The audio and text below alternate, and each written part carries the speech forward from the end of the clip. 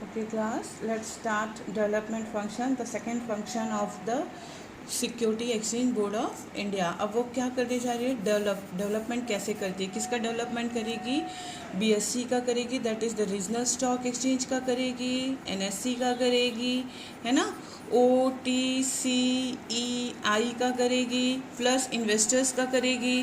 तो ये किसका किसका डेवलप करेगी वो हम लोग देखने जा रहे हैं कैसे करेगी। Number 1, training of intermediaries of the security market. जो इंटरमीडियरीज होते हैं ना, जिसको हम क्या कहते हैं, ब्रोकर।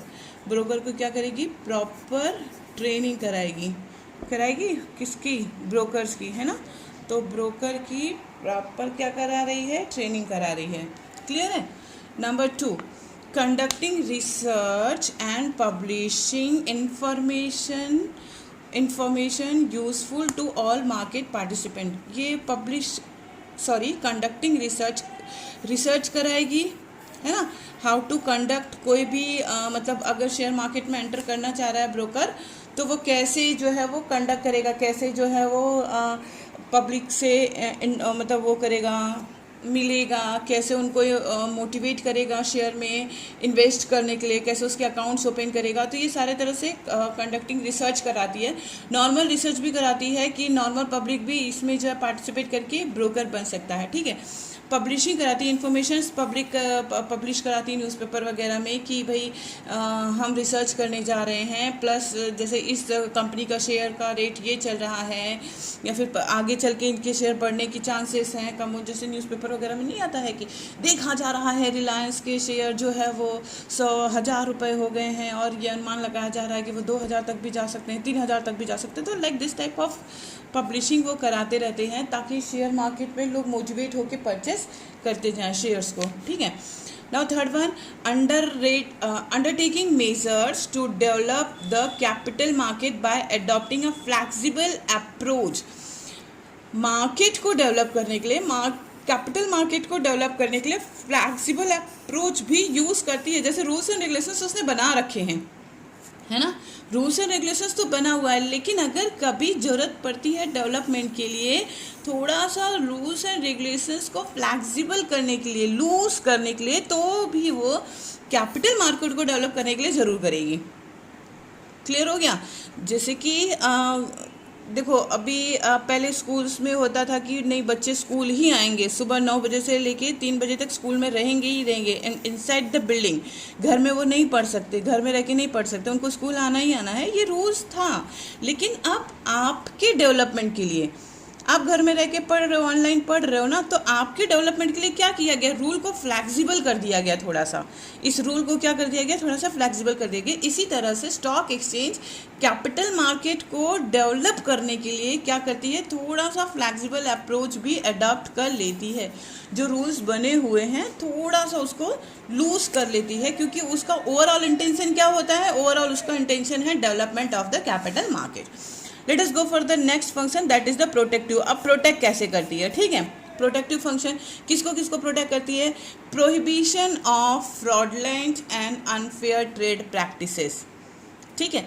कोई भी फ्रॉड होगा, अनफेयर ट्रेड प्रैक्टिस होता है, उससे जो है वो बचाती है, उसको बंद करवाती है, ठीक है। अगर जैसे कोई कंपनी है, उसका हम लोगों ने पढ़ा था इसके रेगुलेशन वाले एक्ट में कि वो प्राइस फिक्स कर देती है कि इसके प्राइस मिनिमम 3 रुपीज़ हो सकते हैं, मैक्सिमम 300 रुपीज़ हो सकते हैं, इसके ऊपर नहीं जा सकते। लेकिन अगर फिर भी वो मार्केट में 600 का है, तो उस शेयर को क्या कर देगी, टोटली मार्केट से आउट कर देगी, एग्जाम कर देगी, ठीक है।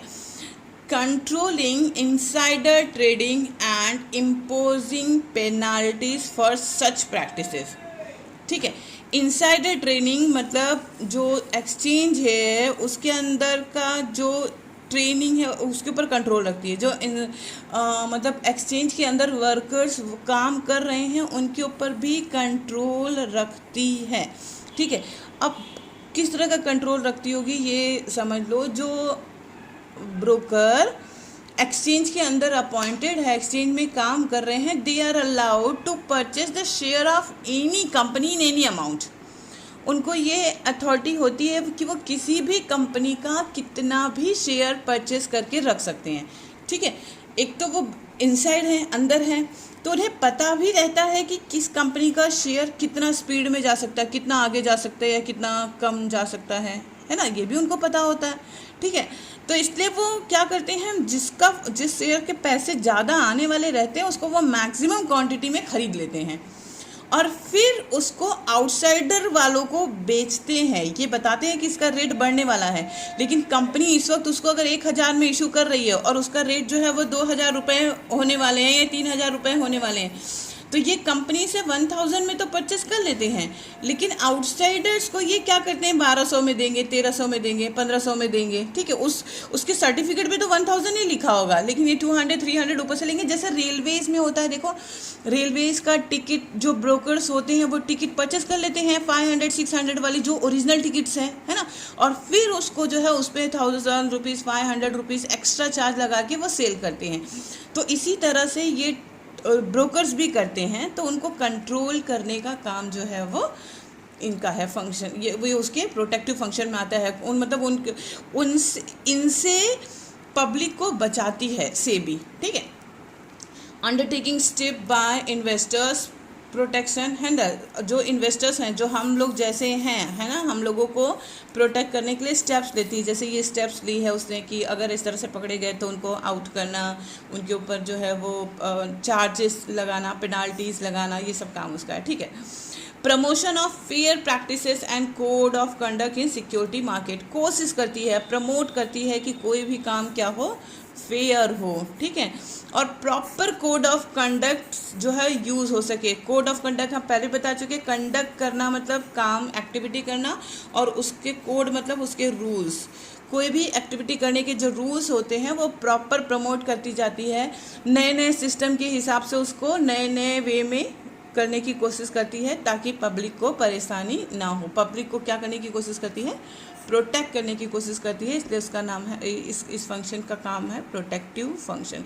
ठीक है, ना सिर्फ पब्लिक को ही प्रोटेक्ट कर रही है, इन्वेस्टर को ही प्रोटेक्ट कर रही है, बट वो अपने एक्सचेंज को भी प्रोटेक्ट करने की कोशिश करती है।